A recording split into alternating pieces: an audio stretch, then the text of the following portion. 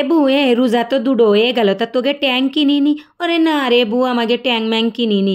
কবে ধরে খুকার বাপরে করছি একটু ট্যাং কেন কিনিনি। রাগের ঠেলাই দেখ ট্যাং আমি বাড়ি বানাই ফেলাইছি। তা কে রে বানাইছি চল দেখাচ্ছি। আসসালামু আলাইকুম রহমতুল্লাহ। টুক করে নিয়ে চলে আসলাম এক প্যাকেট ওই যে গ্লুকোজ আছে না, ওই গ্লুকোজ 75 গ্রামের এক প্যাকেট, ওই 40 টাকা দাম না। ওই গ্লুকোজ কিনতে যাইও কিন্তু বিশাল এক কাহিনী আছে। খুকার বাপরে করছে আমার একটু গ্লুকোজ কিনে এনে দাও। কচ্ছে আমি ওসব কিনতে মিনতে পারবো না। তুমি কি জ্বর হয়েছে না, তোমার শরীর করা হয়ে গেছে, তোমার গ্লুকোজ খাতে হবে? আমি করছি ওরে গ্লুকোজ শরীর করার জন্য খাতে হয় না, কত কাজে লাগে তুমি জানো?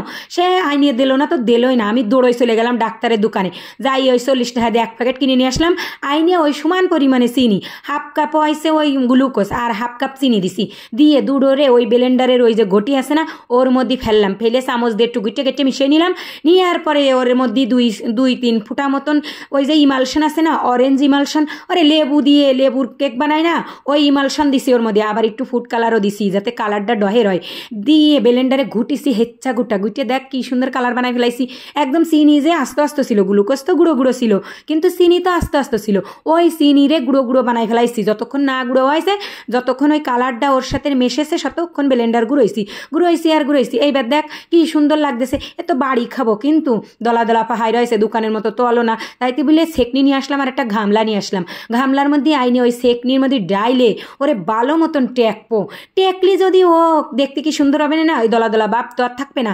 ওই জন্যই ওরে ডক করে যাহাই ওরে ভালো মতন টেহে ফেললাম। টেকলি দেখতে কি সুন্দর হয়েছে, একদম স্মুথ। ওই দলা দলা বাপটা তো আর থাকবে না। ওই দলা দলা বাপ যদি না থাকে তাহলে একদম ফ্যাগেটের ওই যে ট্যাং আছে না, ওই ট্যাঙের মতন হয়ে যাবে। দেখ ওই আমি কিন্তু যাহাচ্ছি তা ভালো মতন পড়তেছি না, তা মাঝে মাঝে একটু চামচ দেখো চাই নিচ্ছি, কারণ ওর মধ্যে কালার দিলাম, ইমালশন দিলাম, ওই জন্য ওই পানি মতন লাগিয়ে যাচ্ছিল, কিন্তু পানি হয়নি, ঝুরঝুরে হয়েছে। টেহার পরে দেখ কি সুন্দর ঝুরঝুরে হয়ে গেছে, একদম দোকানের প্যাকেটের যে ট্যাং না ওইরাম। আর ইফতারির সময় সে খাইয়ে দেখলাম কি যে ডহে রইলো, তা চল তোকে গুলাইয়েও দেখাই।